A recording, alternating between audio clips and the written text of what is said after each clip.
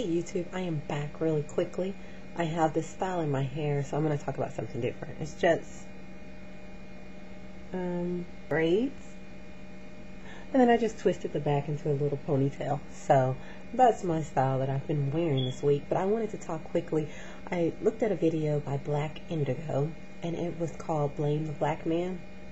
Every time I see a video like this, I start thinking about the seriousness of it, because my twin brothers were actually accused of a rape that did not happen. Apparently, they had a little get-together at their house, and one of their friends invited a girl who happened to be white over. Apparently, they weren't compatible.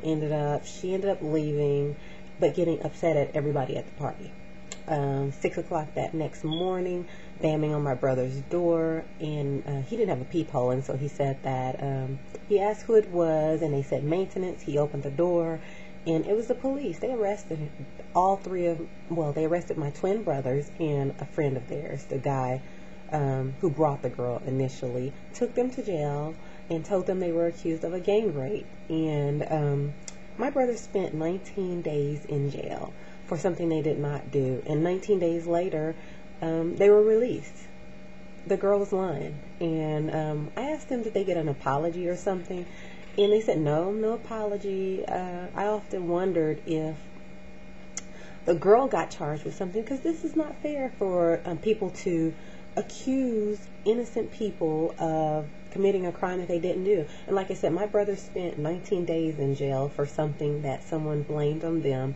Happened to be a white lady who did it, but this case could have gone further. I know in Dallas we have a new district attorney named Craig Watkins, and he's the first black district attorney, and he's has gotten a group together to exonerate those who were accused, test DNA. Fortunately, in Dallas, they stored DNA from 20 plus years ago, and so recently Craig Watkins, the new district attorney, he's not new, but he is he got elected, and so now he is testing some of the people who were saying that they were innocent, and I think there have been about 20 exonerated.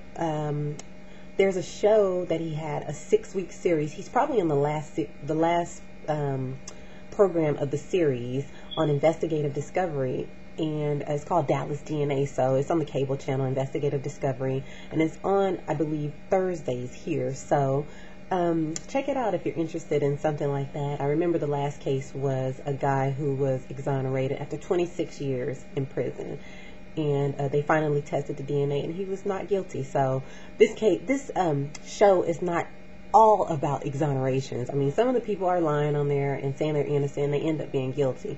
So that's not the case. But I know that they did mention that 90% of the exonerations have been African Americans. So it's sad in this day and time that we're still dealing with some people's first choice of accusation is against the black man. It's kind of sad to me. So anyway, when I hear cases like this, the one which Black Indigo was talking about, I think her name was Bonnie Sweeten, I just think about my brother spending that 19 days in jail for something they didn't do.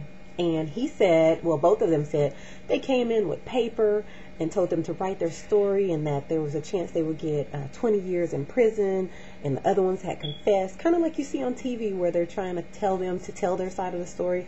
And my brothers did not agree with that, and they would not write what the police officers wanted them to write. So anyway, I just think that thankfully my brother's case didn't go further, but here we are in 2009, and we're still having people accusing the black man just for no reason. So that's what I wanted to talk about. I don't have anything different with my hair. Like I said, I just braided it back and twisted it. So that's it for now.